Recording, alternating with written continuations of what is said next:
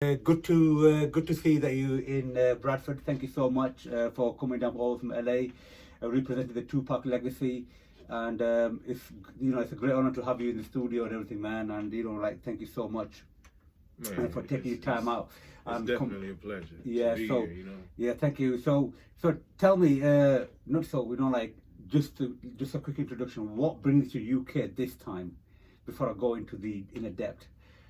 Man, I was just, networking and felt that I need to expand a little bit. Yeah. So the only way you could just expand is just, man, put your worst fears to the side and go for it. You know what I mean? So I was like, man, let me start networking out there outside. I had already, done shows and out the country. Yeah. Quite some years back.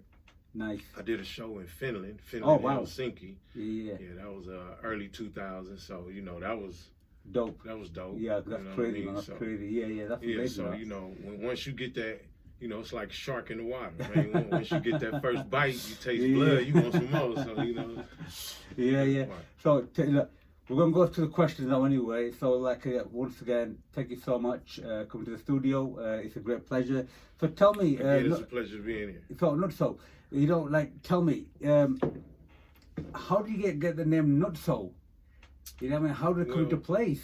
Well, the name Nuttso comes from, back in my days in the hood growing up, you already adopted nicknames out the gate. You know what I mean? So yeah.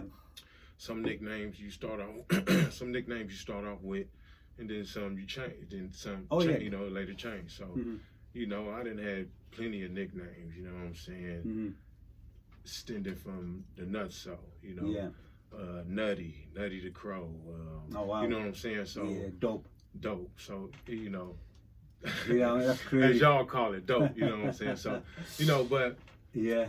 The name Nuttso comes from, an incident that, occurred in the neighborhoods. Oh, wow. Yeah, so, it's just, things that just, Cool, yeah. When you're young, you know what I mean? You take different routes and then you learn. Yeah.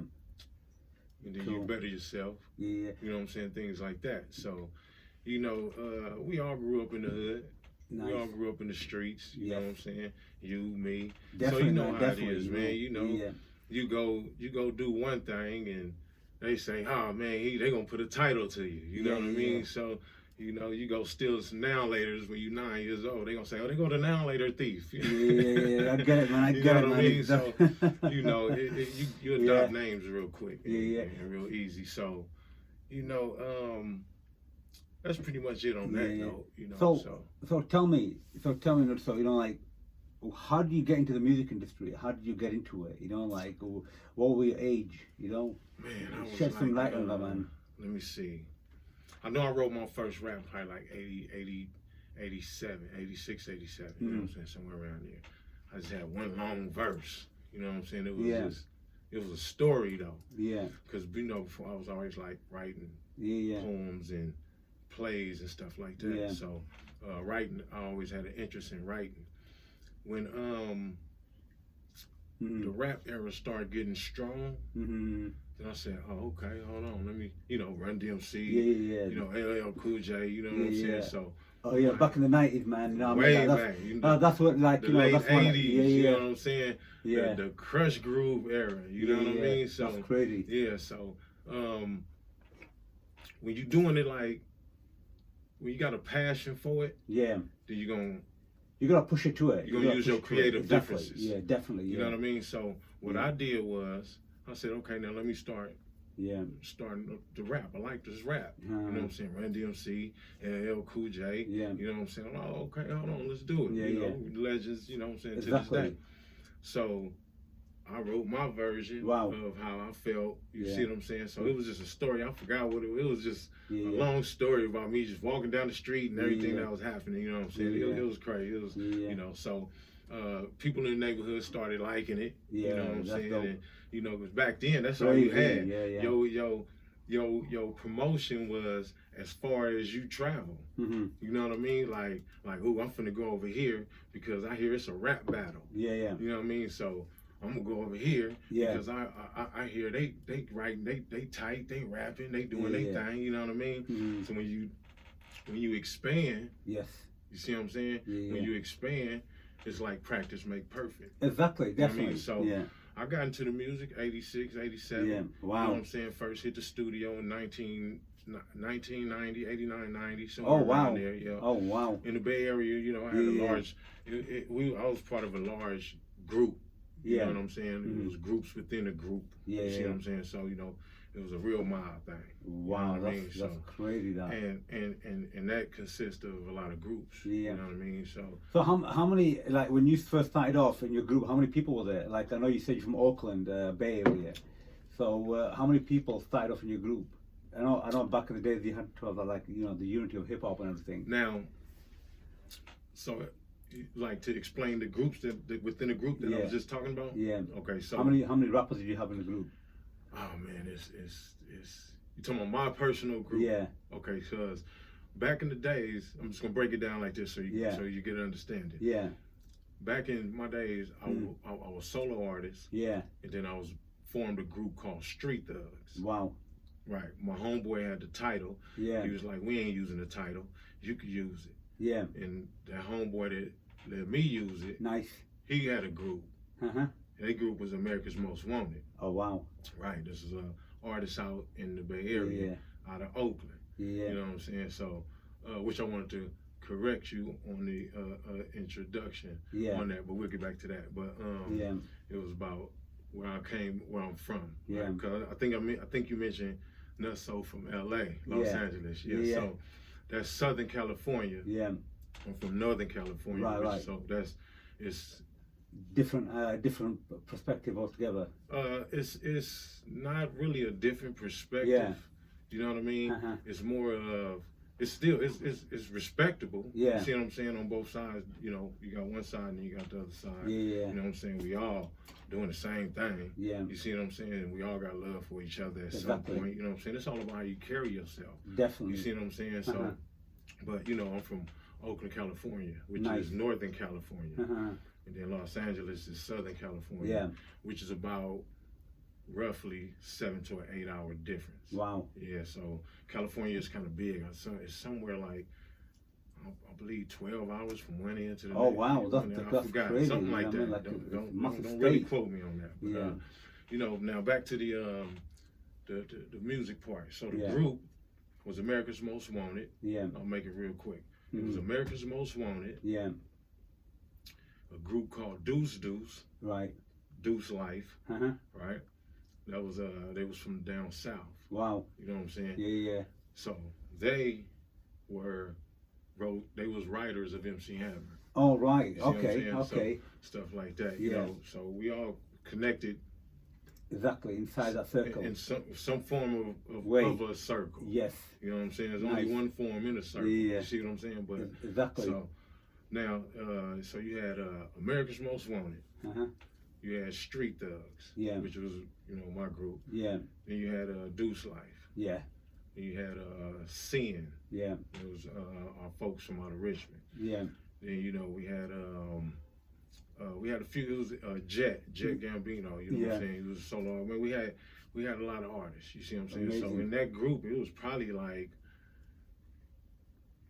anywhere from 15 to 20. Yeah. You see what I'm saying? Wow. Another group within that group was NTO. Yeah. You see what I'm saying? So it was a lot of groups within a group. Yeah. This is how you see what I'm saying? So, and we all had been connected. Yeah. From back then. Yeah. And grew to still, you know, to this level, still connected. Some not really rapping, and then some, you know, you know how they go, man. Time exactly. change, Like, you know, the drop out, the drop in. Time change, and people change with time. I don't care what people, I don't care what nobody say, man. Yeah. You know what I'm saying? They say, oh, he changed, and this and that and that. You see what I'm saying? Yeah. Time change and people change with it. Yeah. You see what I'm saying? So, definitely. Yeah, and you know, that's pretty much was the real mob. Yeah. You see what I'm saying? There was a lot of others though, you know what I'm saying? Yeah. I can go on and go on and on and on and on. You know what I mean? Next to kin, you know what I'm saying? My family. Yeah, so I can go on and on and on and on. It's a lot. It's a lot. You feel me? Yeah. So let me me see, Dan Khan and LG. You see what I'm saying? The groups keep getting added in. You see what I'm saying? Because that's how large we was. That's, wow. You know what I'm saying? With a lot of producers that we had. You see what I'm saying? Wow, that's crazy. But, you know, I got introduced to Hammer. Yeah. You see what I'm saying? Well, I'm gonna come on that. I'm gonna come on your introduction to Hammer, MC Hammer. You know, as you know, like, you know, Hammer's a legend. MC Hammer's massive, man. You know what I mean? Like, and you were one of his, like, you know, boys that come through his camp and everything. But before that, what influenced you to get into the music that you're in now? Which artists influenced you? But you know, like when you were it's a lot. Yeah. It was a lot. Well, I'll say a few. So you know, you got Run DMC. Yeah. For sure. Yeah. Their chemistry was dope. Wow. Then you got LL Cool J, like you mentioned. You know what I'm saying? And then you got Cool G Rap. Oh yeah, Cool G, man. That's old school, right? Yeah. So and then you know you got it's a lot that I can go on that side. You see what I'm saying? Yeah. Rakim. Rakim's a legend, man. He's like East Coast, Definitely. New York legend, man. Definitely. Come on, like you see what I'm saying? Yeah. So now, and then you got Scarface. You know what I'm saying? You got Ice Cube. Yeah. You see what I'm saying? You got Tupac. These is all my influences. Wow, that's when big. That's big. Up. You see what I'm saying? So I'm like, oh, okay, you know, Scarface, Ghetto Boys. Oh, that's how they doing it out there. Oh, NWA. Oh, that's how they doing it out there. Yeah. Like, you see what I'm saying? So it gives me the that was my influence. Yeah. And motivation. Wow. To say, okay, well, let me do my Oakland Bay Area version. Yeah. Exactly. You see what I'm saying? So I want other people to be like, oh, that's how they getting down out there. Definitely. Okay, that's how they get. You see what I'm saying? So you know, not to be on a negative, competitive thing. Yeah. You see what I'm saying? It was more on a energetic thing. That's it. Yeah. The power flow inside you, the energy and everything. Yeah. The vibration. Yeah. Exactly. Yeah, nice. Because I bought every NWA tape. Oh wow! You know what see what I'm saying? Oh, that's crazy. Back in the days, we going back to the tapes. Yeah, you see what I'm saying? So I was buying these tapes. You know what I'm saying? I can go back to when tapes was white with black letters on it. Nice. You see what I'm saying? Nice. Coming out the factory, special editions type. You see what I'm saying? Not to mention, you know, I mean, all kind of type stuff. So you know, that was my influence. Wow. You know what I'm saying? You put those in the gumbo pot and you know what I'm saying? You might come out with some Nuttso flows, man. Wow, you know wow. You know, you got such a cultural history. You know, like it's good to see an artist like yourself with so much variations of like the Southern California, the Northern California kind of vibes and everything. You know, so tell me, you know, like when I was reading about you, you know, like back in the days, I was like, I'm a big fan of Tupac and I'm a big fan of Biggie as well. You know, like they both influenced me as well. So tell me, you know, how did you meet MC Hammer and how did that progress into meeting Tupac? You know what I mean? Like, so just give us the breakdown. Well, I met MC Hammer through one of the groups that I mentioned in the Real Mob. And when we got introduced to MC Hammer, we was networking. Still, again, that's that same circle. Yeah. Circle. You see what I'm saying? Exactly. Right. So we networking. That's how I met MC Hammer through one of the groups that was in the Real Mob that I mentioned. Nice. You know what I'm saying? So from then on, we was just working. Yeah. Okay. Then you just want to know how it progressed into meeting Tupac. All right, yeah. So you're gonna, you know, this is your connect. MC Hammer became your connect to Tupac, the legend. Right. So I'll break that down to you. Yeah. So now that I'm networking with MC Hammer. Yeah.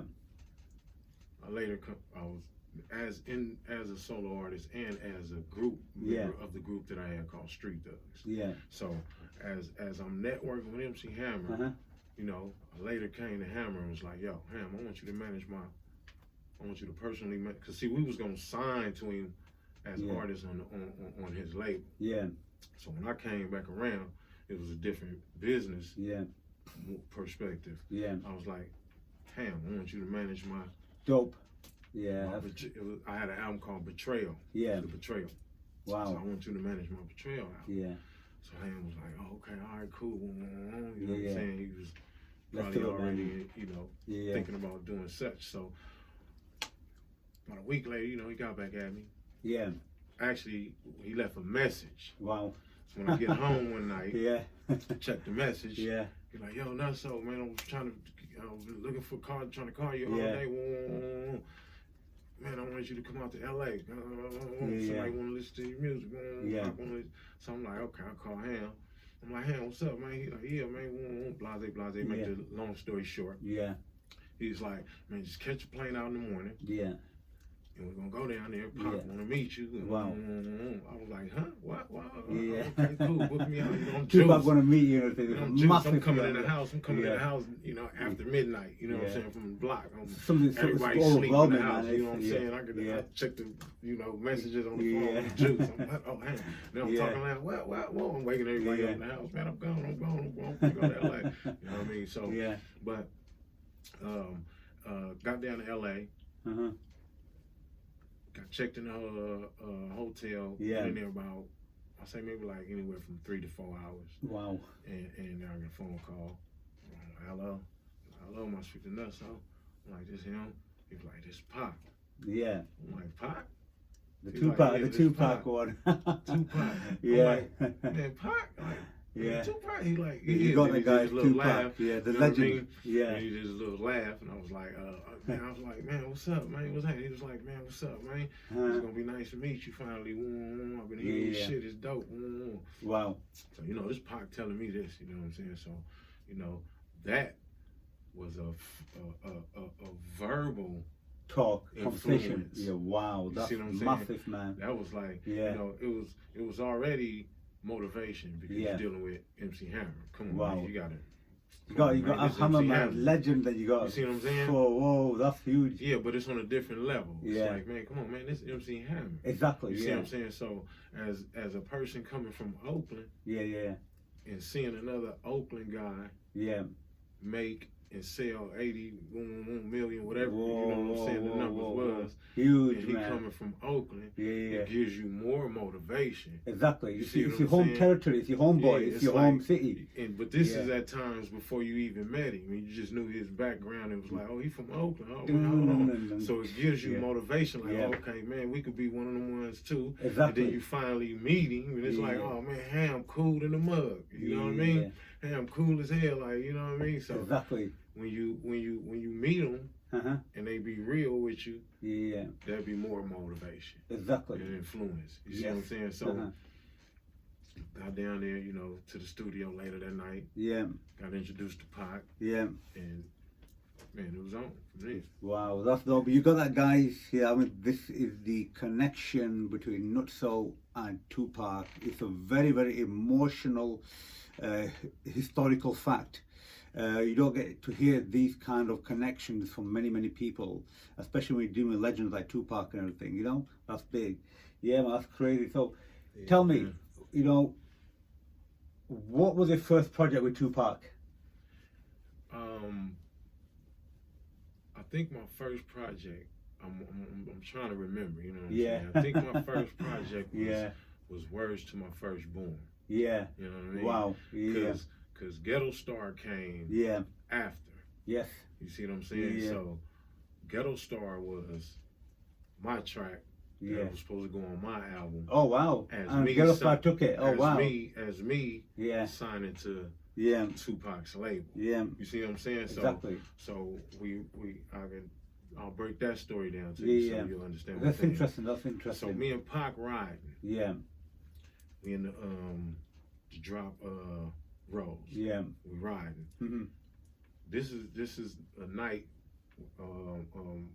That's a whole nother story. Yeah. So let's get to this story first, man. Let's get to this. We ride. Yeah. It's like you talk about pockets like they all start fluttering. You know what I'm saying? Yeah. Memories. But this time we riding. Yeah.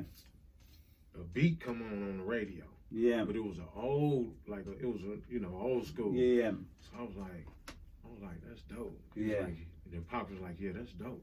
Yeah. I was like, if I get somebody to make that over, you want to do that and put that on my album? Yeah. Because at this time we had already discussed me being on his label and all that. Exactly. And in the group. So at this point, he like, yeah, do that. I called my homeboy, Gio twice, called him. Like, man, I need a beat. Man, fast. It's a sample called Wooty Woo, Wooty Woo. I forget the original name of the sample that I used, but the song is Ghetto Star. You know what I'm saying? So now, to let you know what sample I'm talking about, the Ghetto Star song that's on the Better Days album, that's the original song. Right, that's the original one. That's the original song. That's like one of the only, I ain't gonna say only, it's maybe probably about another beat or a song on the Better Days album that's original. But that song is definitely an original song. Pac wrote to that beat, he rapped to that beat. The beat never changed. You see what I'm saying? So that sample was playing on the radio. So I called my homeboy, man, can you make a beat? It's for me and Pac, hurry up, man, I need this. He He get the beat, blah, blah, blah, blah. Make a long story short, we in there writing, blah, blah. So that was the second song. Wow. You know what I mean? So first song, I'm in the studio, which is worse for my firstborn. And I believe I'm sitting on the couch. And when he say it's a DJ quick beat. He asked the engineer to pull up, I think it was Tommy D. He asked me to pull up the beats. Pull up the beats. He was like, what did they? He was like, quick did they? He was like, quick did they? He was like, okay. So he over there like this to it. Then he looked back, he said, Nuttso, you feeling that? I'm like, yeah. He was like, all right, give me 16. And I was like, oh shit. Now I gotta come over the verse. I wasn't ready, you know what I'm saying? But I was just like, fuck it, I got to come, you know what I mean? Oh, okay. You got to be careful with cursing, you know what I mean? Like, my even bad, I get carried away, man, you know what I mean? I apologize. It's okay, guys, you know what I mean? My bad. So I'm like, oh man, I got to come with something. You know what I'm saying? I got to come. So I'm writing to the beat. Dope, And that's how Words to My Firstborn formed. You know what I mean? So, wow. And that was a track with just me and Pac on it. You know something, you know, like, I love to hear that, but I know if you've got the track, you know what I mean, I love to hear that later on. I want to bring you to my show later in the year, then you could get more of that music out. You know, tell me, do you know, like, when you were doing the first album with Pac, you know, what challenges did you face? Oh, man. You know, like the first album, I don't understand, you know, like, it's the timeline, so tell me, like, even like an overall, you know, like, what challenge did you face before you were with Tupac? You know what I mean, and what was after as well? You know, what was the difference? What were the elements that you were fighting against? Man, it was like you said. There's a lot that could, you know what I'm saying, just flooded the mind at that moment of trying to answer it. But one of them, I would say, is the time frame. From when he say, "You want to be on this track?" and you say yes. You got a time frame. And if you ain't done in that time frame, you ain't on that song. Wow. You see what I'm saying? It's a deadline, that target, it's a discipline. It's his mind. Wow. So I can come to you and be like, you want to be on this song? You can be like, yeah. I'll be like, all right, give me 12 bars. Then I go over here and be like, hey, you want to be on this song? Yeah. All right, give me 16. You want to be on this song? All right, give me 8. You know what I'm saying? Then I'll be thinking, then I'll come back to you. You ready?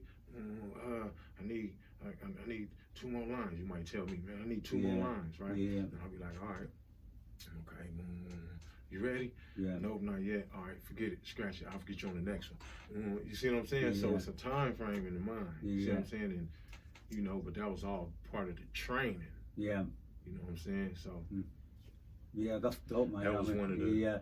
So it's like the challenge was also like time limits, and just get the deadlines and targets. Wow, you know, I mean, that's I know, like, the music industry is like that, like, you know, time frame set, but like, you know, hearing from you and everything, I mean, the challenges that you face with that and everything. So, did you ever tour with Tupac? Did you ever go with anywhere? No, I didn't. I never toured with him. You know, I wished. You know. But definitely. In the city, within the city, yes. You know, so, and we in one night you hit so many places. It's like, oh man, you know what I mean? So tell me, do you know, like, I've got a question for one of the listeners. It goes like, you know, like, what prejudice did you feel while in the music industry back in the days? Okay. I would say favoritism. Yeah. You know what I mean? Mm-hmm.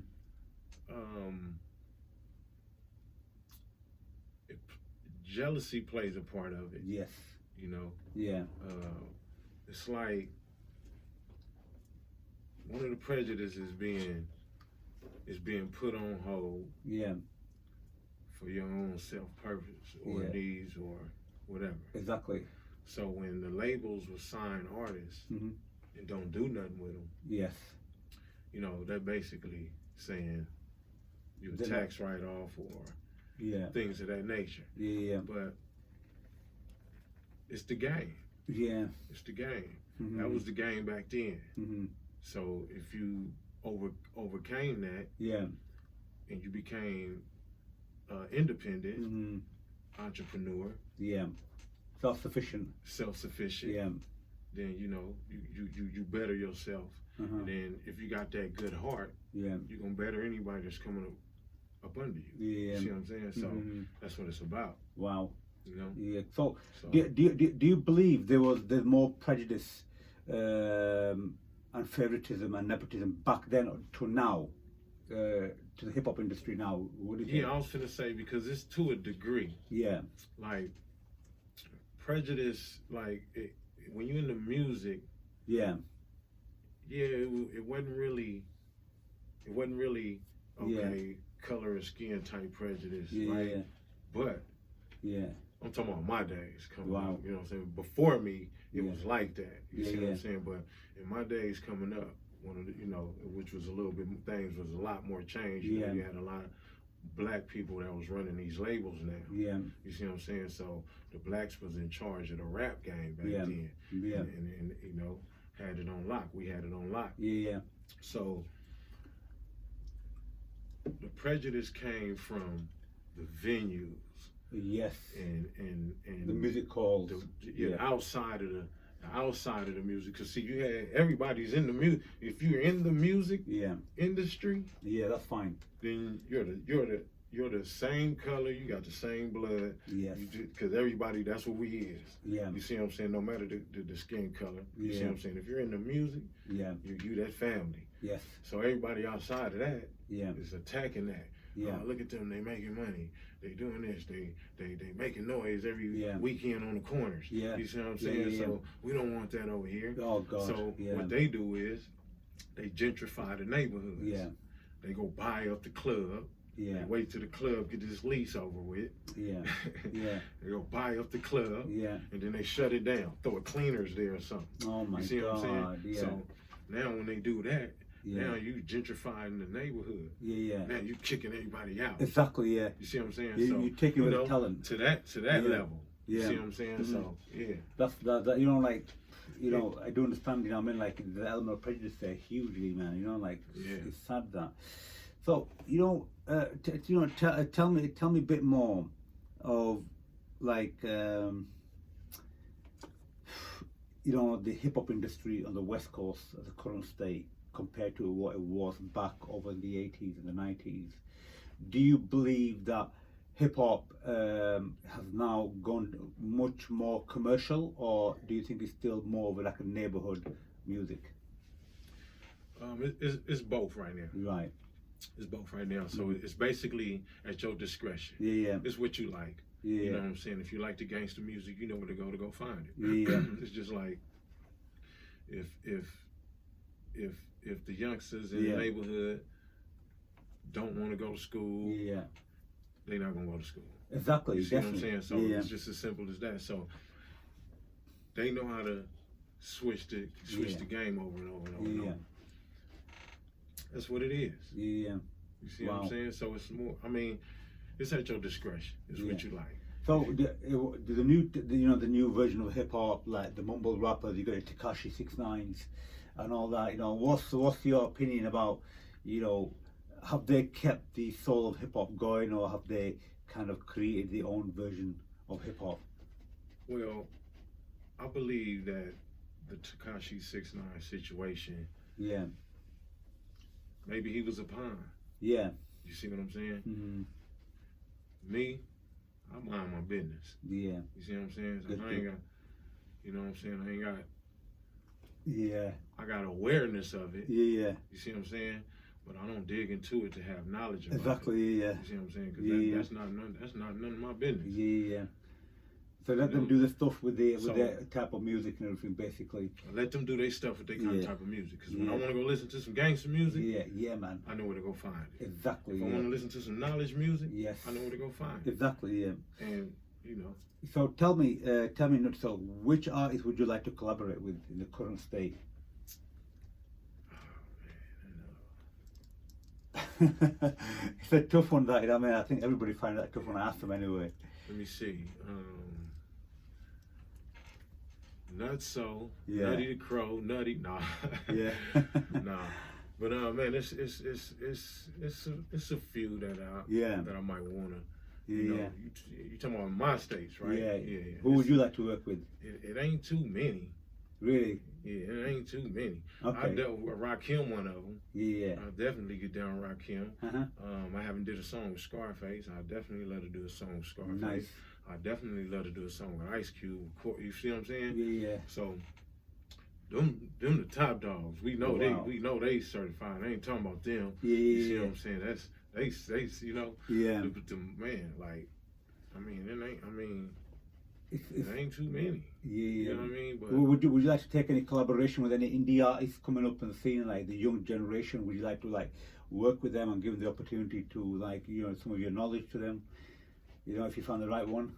Yes, I always do. You know what I'm saying? Very good, I run into a lot of artists. Fantastic. Some of them are signed to my label. Some of them, you know, wonderful. They choose not. But you know, blessings to everybody. Brilliant. You see what I'm saying? Because I'm not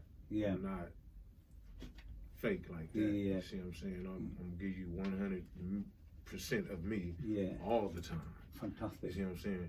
Whether you mad at me, I'm still gonna give you 100% of me. Exactly. Yeah. If you ain't mad at me, you still getting 100% of me. You see what I'm saying? So that's just how I spit it out. Yeah. I keep it real like that. I don't hold nothing back. You see what I'm saying? Because I feel like if you don't want to know, then you're not gonna ask the question. Yeah. I don't care who you is. If you don't want to know, you ain't gonna ask the question. Yeah. You see what I'm saying? So, but if you're curious, then you're gonna ask the question. Exactly. And then you might just run across that person that's just gonna give it to you straight. Yeah. I'm that kind of type of person. I'm gonna give it to you straight. Yeah. You know what I mean? That's dope, man. That's good, that is. So tell me, where would you like to tour? You know what I mean? Where would you like to tour? Which country would you like to tour? I know you're going back in the industry now. You've been doing it for a long time. Where would you like to tour? I haven't hit Japan yet. Wow. I haven't hit the Japan market. Yeah. Let me see. It's a lot. Yeah. I definitely like to. As crazy as it may sound, but I would like to tour in Africa. Wow. You see what I'm saying? That's amazing, man. I don't know big. how strong. I know it's strong because there's a lot of dope rappers coming out of Africa. Yeah. You see what I'm saying?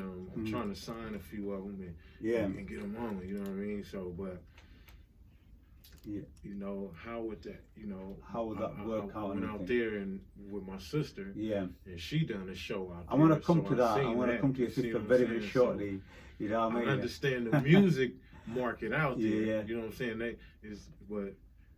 Is it like the States, because the States don't want rappers coming up, so they shut down all the clubs.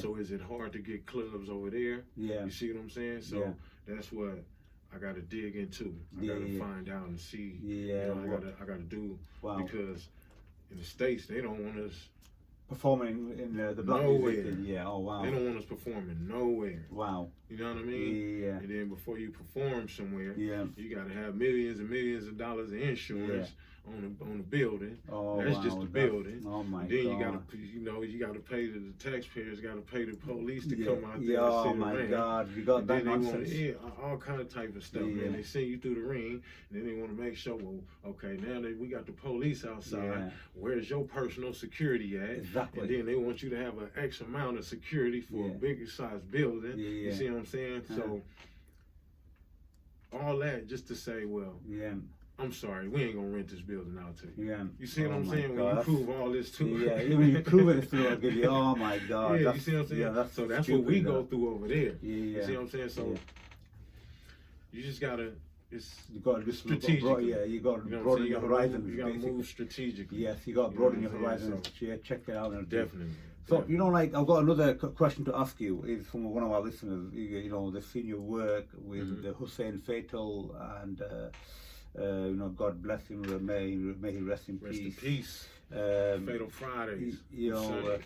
You know, I just want to give you a bit of story about me and Hussein Fatal as well before I ask I present this question to you. Right. You know, like I was speaking to him before, like back in 2015. You know, like I had a show with him in Dubai with Eddie and Noble and Hussein Fatal, and you know, this is to my listeners as well. I'm just disclosing some of the, you know, the hidden Hussein Fatal tragedy. And you know, I spoke to him 8 hours before he died. I think I would probably be the only person who spoke to him outside, you know what I mean, like, yeah, and before he drove from Atlanta to New Jersey. And you know, he was just checking up with his flight ticket. He goes, Saby, you know, where's my flight ticket? I said, look, Phil, you go to Jersey, pick it up. You know, next minute, you know, I go to sleep, get a call from the venue from Dubai.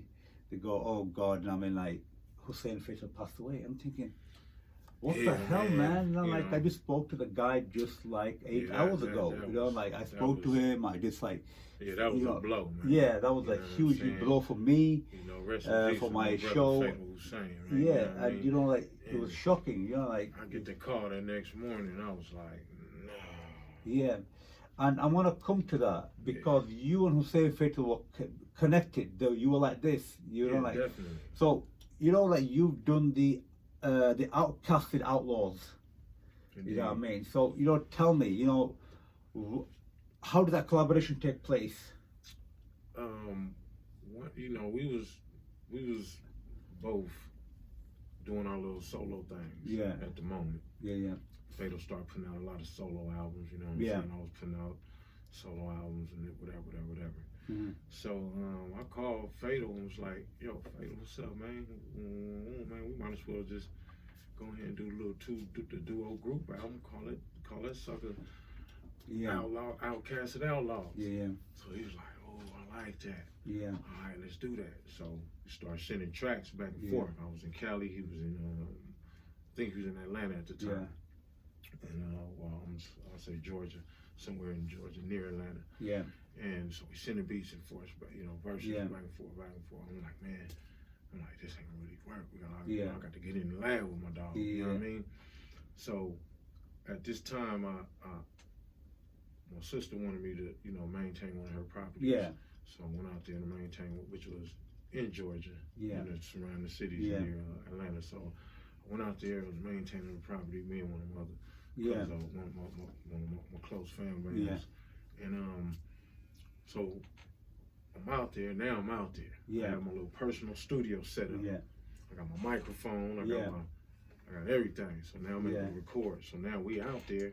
He coming through. I'm going through there. He coming through. I'm going through there. We recording songs. We knocking them out. And we networking. And that's how we became.